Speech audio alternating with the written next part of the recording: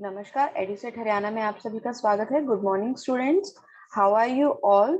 मैं Anshika Jain, GSSS Kherilala, Gurugram, PGT physics आप सभी का आज की क्लास में स्वागत करती हूँ। जैसे कि आप सभी जानते हैं, हम कर रहे हैं क्लास 9 साइंस का chapter force and laws of motion.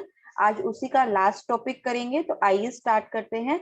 Chapter 9 force and laws of motion, बल तथा गति के नियम। तो आज के हमारे विषय रहेंगे न्यूटन के थर्ड लॉ ऑफ मोशन को जानना, यानी कि गति के तीसरे नियम को जानना। पिछले अध्याय में हमने पहले और दूसरे नियम को देखा था। तीसरे नियम के प्रयोग को समझना, फिर संवेग के बारे में हमने पिछली क्लास में पढ़ा था। आज उसके संरक्षण के बारे में पढ़ेंगे और उससे रिलेटेड कुछ न्यूमेरिकल्स को सॉल्व करेंगे। तो आइए स्टार्ट करते हैं Newton's third law of motion, यानी कि गति का तीसरा नियम। हमने पिछले दो नियम से जाना था। पहले दोनों नियम ने हमें क्या बताया था? पहले नियम ने हमें क्या बताया था कि अगर कोई वस्तु रुकी हुई है तो वो रुकी रहेगी, और अगर वो गति में है तो वो गति करती रहेगी जब तक उसके ऊपर प्रयुक्त बल ना लगाया जाए। जिसमें यही लिखा है, पहले नियम से हमें क्या पता चला था? प्रयुक्त बल वस्तु की गति की अवस्था में परिवर्तन लाता है, यानी कि अगर वो रुकी हुई होती है, अगर हम उस पर फोर्स लगाते हैं तो वो चलना स्टार्ट कर देती है। अगर वो चल रही होती है और अगर हम उस पर फोर्स लगाएं तो वो क्या कर जाती है? रुक जाती है। और दूसरे नियम से हमें क्या पता चला था? F = ma। इससे हमें क्या पता चला था कि बल के मापने की हमें विधि प्राप्त हुई थी। तो हमने अब ये तो देख लिया कि बल किसी वस्तु पर लगाते हैं तो उसकी अवस्था चेंज हो जाती है, लेकिन जब हम बल लगाते हैं किसी वस्तु पर तो वह किस तरह से उस पर रिएक्ट करते हैं, उस वस्तु पर कितना बल लगता है, वह उस बल को किस तरह से रिएक्ट करती है, वो हमें कौन बताता है? तीसरा नियम बताता है। तो गति का तीसरा नियम क्या बताता है हमें? कि एक वस्तु जब दूसरी वस्तु पर बल लगाती है तब दूसरी वस्तु द्वारा भी पहली वस्तु पर तात्क्षणिक बल लगाया जाता है। यानी कि जब पहली वस्तु, सपोज करो यहाँ पर एक हमारी बॉल है और ये दूसरी बॉल है, अगर पहली बॉल जो है वो दूसरी वस्तु पर बल लगा रही है, तो पहली वस्तु अगर बल लगा रही है तो दूसरी वस्तु भी उसके ऊपर उतना ही बल लगाएगी, और यह बल हमेशा समान होंगे। मतलब कि अगर ये वस्तु जो है 10 न्यूटन का बल लगा रही है तो दूसरी वस्तु भी कितना बल लगाएगी? 10 न्यूटन का लगाएगी, लेकिन इसकी दिशा जो है वो विपरीत होगी। तो पहले नियम से क्या पता चला था कि अगर कोई वस्तु रुकी हुई है, उस पर बल लगाते हैं तो वो चलना स्टार्ट कर देती है, अगर चलती है और उस पर बल लगाए तो वो रुक जाती है। दूसरा नियम बताता था कि इस वस्तु पर जो बल लग रहा है वो किसके बराबर होता है? F के बराबर होता है, और वो किसके बराबर होता है? द्रव्यमान इंटू में त्वरण के बराबर होता है। और तीसरे नियम से हमें क्या पता चलता है कि अगर एक वस्तु इधर बल लगा रही है तो दूसरी वस्तु इस दिशा में बल लगाएगी। तो आइए जो दो बल हैं उनकी परिभाषा को समझते हैं। क्रिया और प्रतिक्रिया बल। अभी हमने ये तो देख लिया कि जब भी किसी वस्तु पर बल लगाया जाता है तो दूसरी वस्तु भी उस पर बल लगाती है। तो हम ये कह सकते हैं ये बल जो है वो हमेशा पेयर में होते हैं, मतलब कि दो होते हैं। तो ये बल हमेशा क्या होते हैं? युगल रूप में होते हैं। यह बल जो है वो एक वस्तु पर कार्य नहीं करते, ये हमेशा दो वस्तु पर कार्य करते हैं। सपोज करो जैसे इस फिगर में दिखाया गया है, ये पर्सन जो है इस ब्लॉक को हिलाने की कोशिश कर रहा है, तो ये बल किस पर लगा रहा है? इस वस्तु पर। तो ये बल कौन सा हो गया? क्रिया। हमने क्रिया की। अब ये ब्लॉक जो है वो क्या करेगा? पहले क्या होगा? ये मूव नहीं करेगा, तो ये उस पर कितना लगा रहा है? प्रतिक्रिया बल लगा रहा है। मतलब कि जितना बल हम इसके ऊपर लगा रहे हैं उतना ही बल ये किस पर लगा रहा है? दूसरे पर्सन पर लगा रहा है। जैसे हम फुटबॉल के खेल में भी देख सकते हैं, जब हम फुटबॉल के खेल में या फिर हॉकी के खेल में जब दो खिलाड़ी खेल रहे होते हैं और वो गेंद के पीछे तेजी से भाग रहे होते हैं, तो क्या होता है? वो कई बार आपस में टकरा जाते हैं, और दोनों आपस में टकराने के बाद जितना पहला प्लेयर दूसरे प्लेयर पर बल लगाता है उतना ही बल दूसरा प्लेयर भी लगाता है पहले पर। तो कई बार वो क्या हो जाते हैं? चोटिल भी हो जाते हैं। तो इससे हम ये भी कह सकते हैं कि सिंगल बल का कोई महत्व नहीं है, क्योंकि अगर क्रिया बल है तो प्रतिक्रिया बल भी होगा। तो हम ये कह सकते हैं कि एकल बल का अस्तित्व नहीं होता। अगर जहां पर एक क्रिया बल लग रहा है वहां पर प्रतिक्रिया बल भी जरूर लगेगा। और ये इन बलों को हम क्या कहते हैं? क्रिया तथा प्रतिक्रिया बल कहते हैं। अगर एक क्रिया है तो दूसरा जो है वो हमारा कौन सा बल हो जाएगा? प्रतिक्रिया बल हो जाएगा।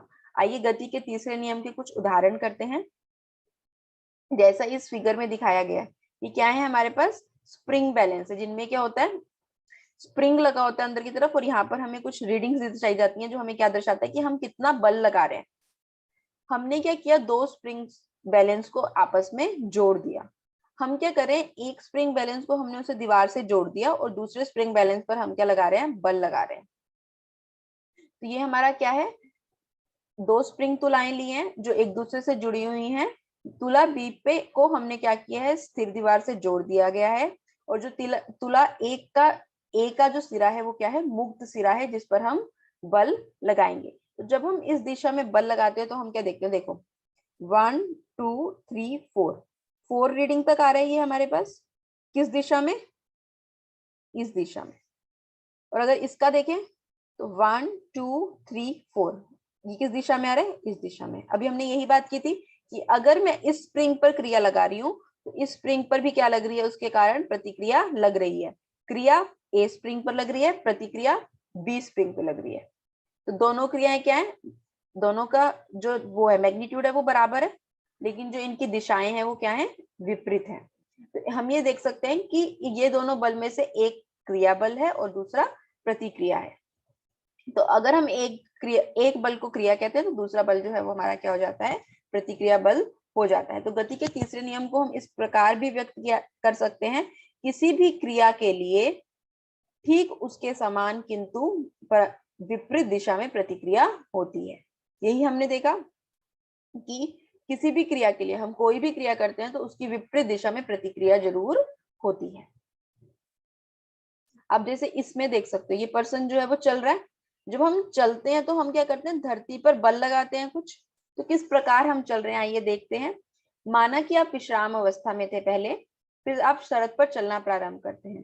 द्वितीय नियम के अनुसार जब हम रुके हुए हैं तो हमें क्या करना पड़ेगा, बल लगाना पड़ेगा। उसके लिए हमें क्या करना पड़ेगा, त्वरण उत्पन्न करना पड़ेगा। तो अब जो त्वरण उत्पन्न कर रहा है ये कौन सा बल है, क्या यह पेशीय बल है जो आप सड़क पर लगाते हैं, क्या यह बल हम उसी दिशा में लगाते हैं जिस दिशा में हमें आगे बढ़ना होता है। अगर मुझे इस दिशा में जाना है तो क्या मैं बल भी इसी दिशा में लगाऊंगी, नहीं। हम बल जो है वो क्या लगाते हैं, विपरीत दिशा में लगाते हैं। तो क्या होता है, जब हम बल लगाते हैं विपरीत दिशा में तो सड़क भी हमारे ऊपर उतना ही बल लगाती है। उसके कारण क्या होगा, हम आगे की तरफ बढ़ेंगे। तो हम क्या करते हैं, पृथ्वी की सतह पर अपने पैरों से पीछे की ओर बल लगाते हैं। सड़क भी अपने पैरों पर उतना ही बल लगाती है लेकिन विपरीत दिशा में। और जब विपरीत दिशा में हमारे वो बल लगाती है तो हम उस दिशा में चलना स्टार्ट हो जाते हैं। तो हम जिसके प्रभाव से हम आगे की ओर बढ़ते हैं। आगे देखिए, ऐसा क्रिया और प्रतिक्रिया बल मान में हमेशा समान होते हैं, हमने यही देखा। फिर भी ये बल एक समान परिमाण के त्वरण उत्पन्न नहीं कर सकते। सपोज करो मेरे पास एक बड़ा बॉल है और एक छोटा सा बॉल है। अब इन दोनों की टक्कर होती है, एक इस तरफ से आ रहा है, एक इस तरफ से आ रहा है। दोनों टकराए, क्या ये दोनों टकराने के बाद एक ही स्पीड से चलेंगे, नहीं। जो छोटा होगा वो ज्यादा स्पीड से चलेगा, जो बड़ा होगा वो कम स्पीड से चलेगा। तो क्या होगा कि जैसा जैसा जैसा बल लग रहा है, जैसा द्रव्यमान लग रहा है, उसके प्रकार ही त्वरण उसके अंदर उत्पन्न होगा। तो ऐसा इसलिए है क्योंकि प्रत्येक बल अलग अलग द्रव्यमान की वस्तुओं पर कार्य करता है। जिसका द्रव्यमान जैसा होगा उसके ऊपर बल जो है वो उसी प्रकार कार्य करेगा। तो हमने क्या पढ़ा था, एफ जो है वो हमारा किसके बराबर होता है, ma के बराबर होता है। और देखो बल तो उतना ही लग रहा है, अगर द्रव्यमान ज्यादा हो जाएगा तो त्वरण जो है वो क्या हो जाएगा, कम। यानी कि जिस वस्तु का द्रव्यमान ज्यादा होगा उसका त्वरण क्या होगा, कम। और जिस वस्तु का द्रव्यमान कम होगा उसका त्वरण क्या हो जाएगा, ज्यादा। तो ये क्रिया और प्रतिक्रिया बल समान होने के कारण समान होते हैं, फिर भी वह एक समान त्वरण उत्पन्न नहीं करते। क्यों, क्योंकि उनका द्रव्यमान जो है वो अलग अलग होता है। उदाहरण देख सकते हैं, जैसे हमारे पास गोली पर लगने वाला त्वरित बल तथा बंदूक का प्रतिक्षेपण। अब देखो, जब भी बंदूक से गोली को छोड़ा जाता है, अब गोली का जो द्रव्यमान है वो बहुत कम है और जो बंदूक है उसका द्रव्यमान जो है वो बहुत अधिक है गोली के कंपैरिजन में। तो जब भी बंदूक से गोली को छोड़ा जाता है तो गोली जो है वो आगे की तरफ बढ़ती है।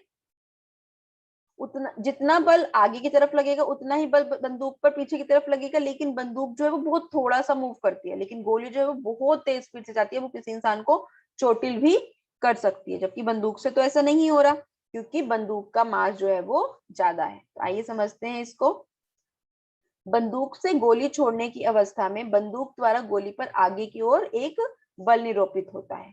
गोली भी बंदूक पर एक समान परंतु विपरीत दिशा में बल लगाती है। हमने यही पढ़ा, गोली जब निकलेगी तो क्रिया बल लगेगा, बंदूक पीछे आएगी उस पर कौन सा बल लगेगा, प्रतिक्रिया बल लगेगा। इससे बंदूक पीछे की ओर प्रतिक्षेपित होती है।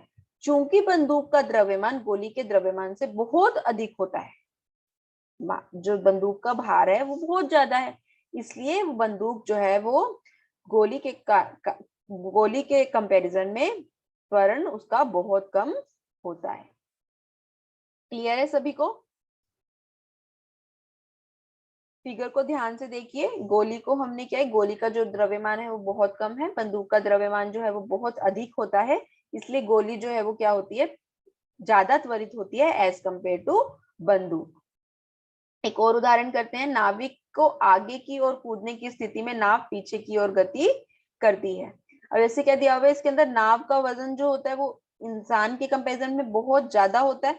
तो जब इंसान जंप करता है आगे की ओर तो जो वो है बोट है वो भी पीछे की ओर जाती है, लेकिन बोट जो है वो ज्यादा पीछे की ओर नहीं जाती, क्योंकि जो हमारा क्रिया बल है इसका मास जो है वो कम है, तो इसके ऊपर त्वरण ज्यादा लगता है, लेकिन बोट का मास ज्यादा होने के कारण उसके ऊपर त्वरण कम लगता है। यह भी एक गति के तीसरे नियम का उदाहरण है। एक नाविक द्वारा नाव से आगे की ओर कूदने की स्थिति में भी गति के तीसरे नियम को प्रदर्शित किया जा सकता है। नाविक आगे की ओर कूदता है तो नाव पर लगने वाला प्रतिक्रिया बल नाव को पीछे की ओर धकेलता है। आइए अब पढ़ते हैं हम संवेग संरक्षण। संवेग संरक्षण बहुत इंपॉर्टेंट टॉपिक है, इसमें आपकी डेरिवेशन भी आ जाती है और इससे रिलेटेड न्यूमेरिकल भी बहुत बार पूछे जाते हैं। तो आइए स्टार्ट करते हैं संवेग संरक्षण। इसके अंदर हम क्या पढ़ेंगे, दो गेंदों की टक्कर से संवेग संरक्षण के नियम को परिभाषित और डिराइव करेंगे। तो हमारे पास क्या है, दो गेंदे हैं हमारे पास MA और MB, जो UA और UB वेलोसिटी से चल रही हैं। फिर जब वो चल रही हैं तो वो आपस में क्या करती हैं, टकरा जाती हैं। जब वो टकराएंगी तो A जो है वो B वस्तु पर बल लगाएगी, B जो है वो A वस्तु पर बल लगाएगी, और टकराने के बाद वो फिर से टक्कर के पश्चात वो चलना स्टार्ट कर देंगे। MA जो है वो VA वेलोसिटी से चलना स्टार्ट कर देगा, MB जो है वो VB वेग से चलना स्टार्ट कर देगा। तो हमने क्या देखा, माना कि हमारे पास क्या है, दो वस्तुएं, दो गेंदे हैं A तथा B, जिनके द्रव्यमान कितने हैं, MA MB। एक ही सरल रेखा में दोनों चल रहे हैं, लेकिन उनका वेग जो है वो अलग अलग है। एक का वेग है UA, एक का वेग है UB। और उनके ऊपर क्या होता है, जब वो टकराते हैं तो उनके ऊपर क्या होता है, असंतुलित बल। जब वो टकराते हैं तो वो क्या करेंगे, एक दूसरे के ऊपर बल लगाएंगे। मानो जो टक्कर का समय, जिस समय के लिए वो टकराते हैं वो समय कितना है हमारा T। तो इस क्रम में क्या होगा, गेंद A जो है वो B पर बल लगाएगी, उसे हमने नाम दिया है FAB, जिसे हम क्रिया बल भी कह सकते हैं। और B जो है वो A पर बल लगाएगी, जिसे हम कह रहे हैं FBA, जिसे हम कह सकते हैं प्रतिक्रिया बल। और टकराने के बाद गेंद A और गेंद B VA और VB स्पीड से चलना स्टार्ट कर देती है। ठीक है, क्वेश्चन मतलब कि ये था हमारा जो हमने माना है कि ऐसा ऐसा हो रहा है। तो अब डिराइव करते हैं मैथमेटिकली इसको। तो जब संवेग की परिभाषा हमने पढ़ी थी, P किसके बराबर होता था, मास द्रव्यमान इंटू में वेलोसिटी, द्रव्यमान इंटू में वेग। तो गेंद A का वेग कितना हो जाएगा, टकराने से पहले और टकराने के बाद, गेंद A और B का कितना हो जाएगा, MA UA और MB UB। पहले टकराने से पहले कितना है उनका, गेंद A का MA UA और B का कितना है, MB UB। टकराने के संवेग में परिवर्तन की दर कितनी होगी, संवेग में परिवर्तन की दर को हमने परिभाषित किया था FA से।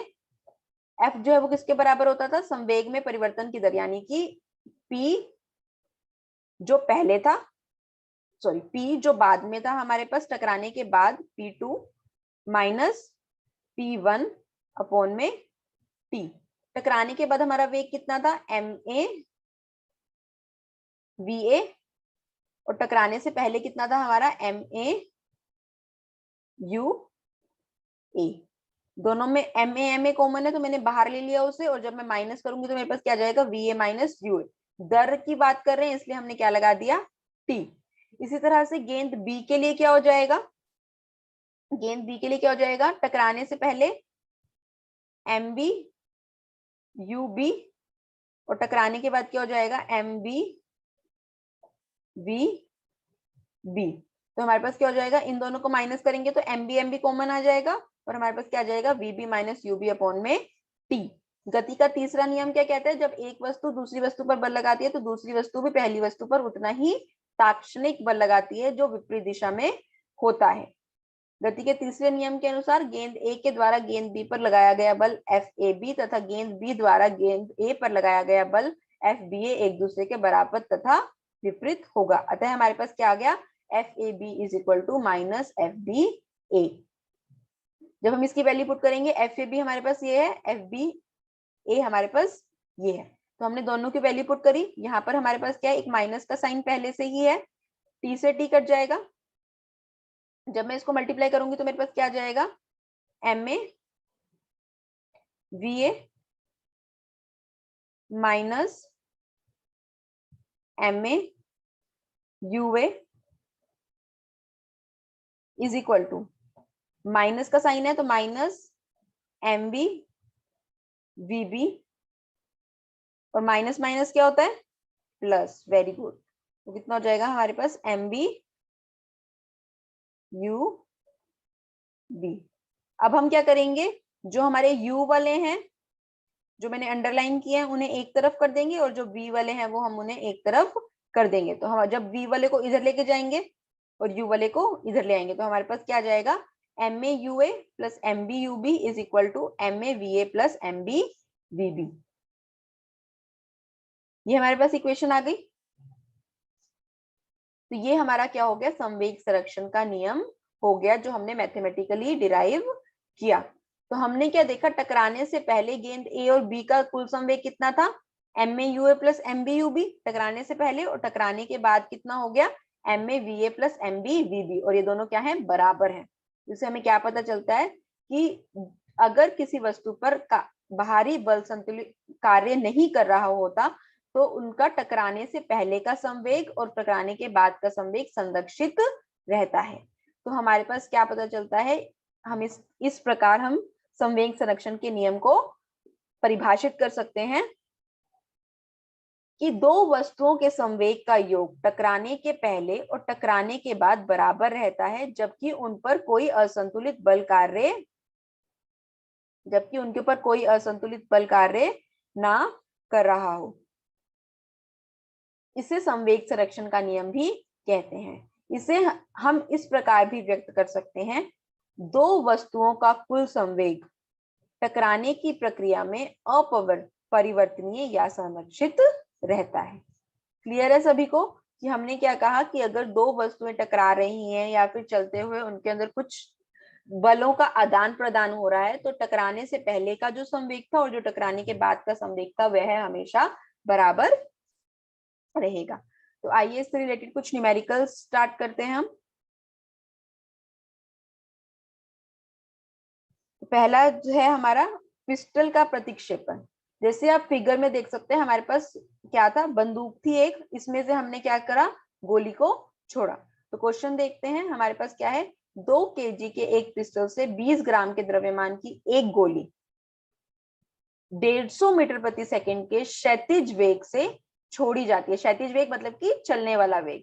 पिस्टल के पीछे हटने का वेग का परिकलन कीजिए। हमने क्या देखा कि एक बंदूक थी हमारे पास, उससे हमने क्या करा, एक गोली को छोड़ा जिसका वजन कितना है 20 ग्राम और बंदूक का वजन कितना है 2 किलो, और वो गोली जो है वो 150 मीटर प्रति सेकंड की स्पीड से जाती है, और हम ये मान के चलते हैं कि जो बंदूक है वो पीछे की ओर आती है v वेग से। तो अब हमें क्या दिया हुआ है, पहले प्रक्षेपण से पहले वस्तु जो है वो गोली भी रेस्ट पर थी और बंदूक भी रेस्ट पर थी। इसका मतलब क्या है, u1 जो गेंद उसका था, गोली का था, वो भी 0 था, u2 जो पिस्टल का था वो भी 0 था। तो आइए संवेग निकालते हैं इनका। तो सबसे पहले हमें क्या दिया हुआ है, गोली का द्रव्यमान दिया हुआ है 20 ग्राम। हमें हमेशा एसआई यूनिट यूज करनी होती है, तो 20 ग्राम को हम किसमें ये परिवर्तित करेंगे, किलोग्राम में। और जब भी ग्राम को किलोग्राम में परिवर्तित किया जाता है तो किससे भाग दिया जाता है, 1000 से। तो 20 बटा में 1000, 0 से 0 कट जाएगा तो मेरे पास क्या बच गया, 2 बटा में 10, जिसे मैं क्या लिख सकती हूँ 0.02 kg। पिस्टल का द्रव्यमान m2 हमें कितना दिया हुआ है 2 किलो। अगर गोली का प्रारंभिक वेग u1 था और पिस्टल का प्रारंभिक वेग u2 था तो वो दोनों क्या थे 0, क्योंकि पिस्टल और गोली जो है वो दोनों ही किस पे थे रेस्ट में थे।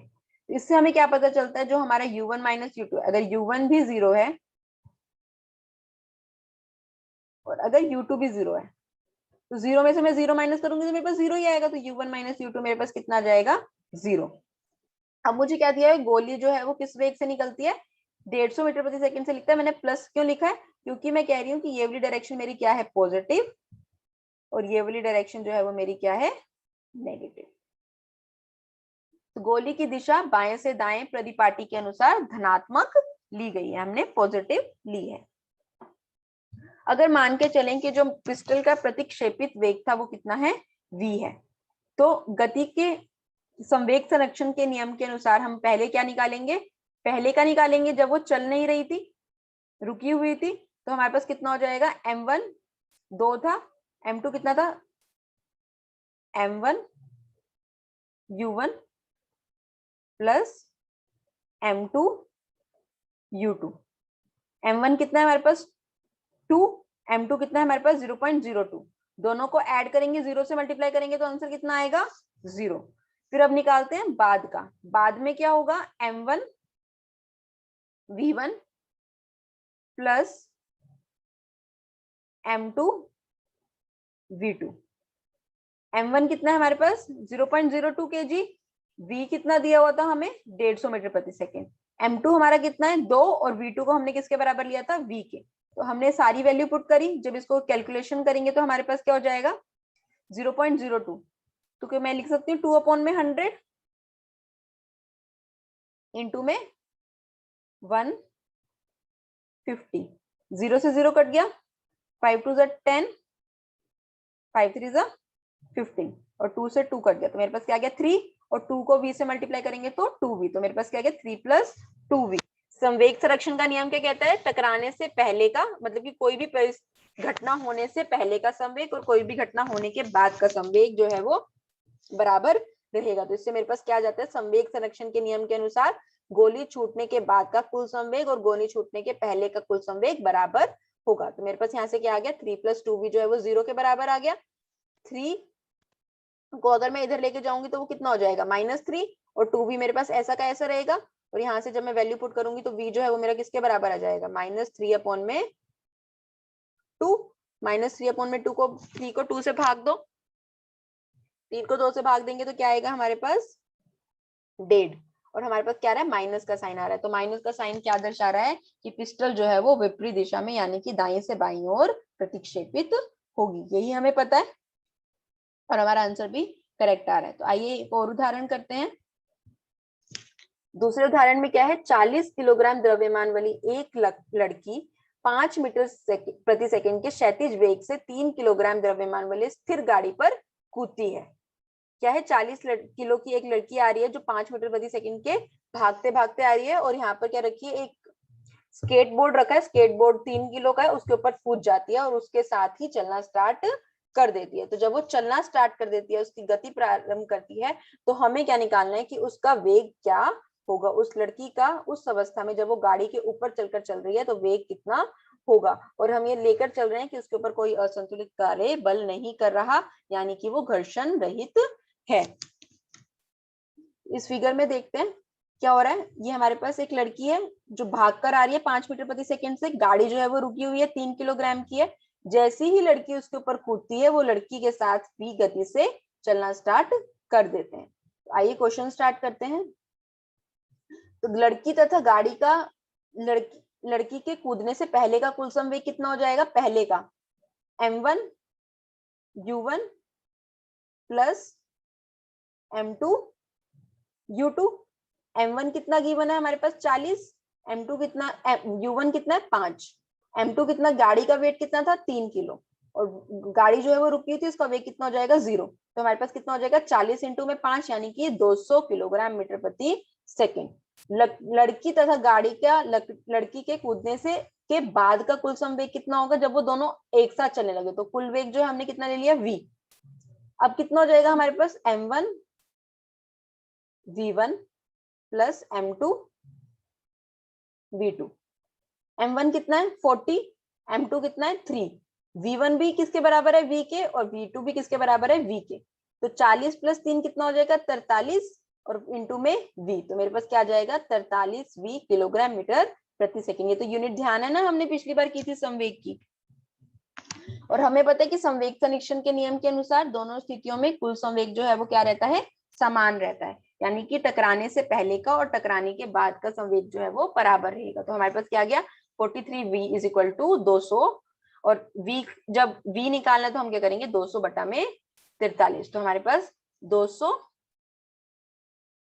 बटा में क्या आ गया हमारे पास 43। सोल्व करो सभी इसको, क्या आएगा 200 बटा में 43 करने पर। वेरी गुड, कौन बताएगा मुझे आंसर, सभी एक साथ बोलेंगे आंसर। वेरी गुड, क्या आंसर आ जाएगा हमारे पास 4.65 मीटर प्रति सेकंड। प्लस क्या दर्शाता है कि जब लड़की जिस दिशा में आ रही थी उसी दिशा में गाड़ी और लड़की जो है वो एक ही दिशा में चलेंगे, ठीक है। अर्थात गाड़ी पर सवार लड़की 4.6 मीटर प्रति सेकंड के वेग से छलांग लगाने की दिशा में ही चलेगी, क्योंकि प्लस आ रहा है, अगर अपोजिट आता तो वो विपरीत दिशा में जाती। आइए एक और उदाहरण करते हैं। हॉकी के प्रतिद्वंदी टीम, हॉकी ओलंपिक्स भी चल रहा है ना अभी, तो आप सभी ने मैच देखा होगा हॉकी का।